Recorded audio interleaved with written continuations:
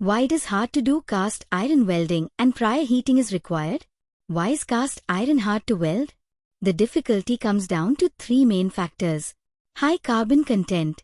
Cast iron contains 2% to 4% carbon, whereas mild steel has less than 0.3%. When you melt cast iron during welding, this high carbon dissolves into the weld pool. Upon cooling, it can form iron carbides, Fe3C, which are extremely hard and brittle. Brittleness, low ductility.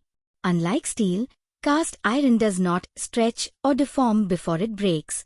When the weld metal cools, it shrinks. Since the surrounding cast iron is rigid and won't give way, the internal tensile stress causes the metal to snap or crack, often with a loud ping sound. The heat-affected zone, HAZ.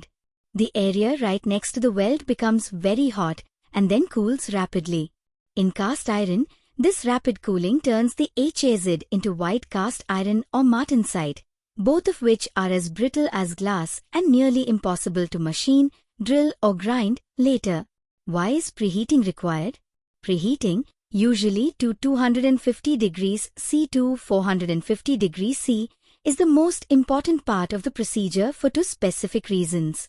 To reduce the temperature gradient. If you weld a cold piece of cast iron, the difference between the molten puddle 1300 degrees C plus and the cold metal 30 degrees C is massive. This creates extreme thermal shock. Preheating reduces this gap, allowing the entire component to expand and contract more uniformly. To slow down the cooling rate. The faster a weld cools, the harder and more brittle the internal structure becomes.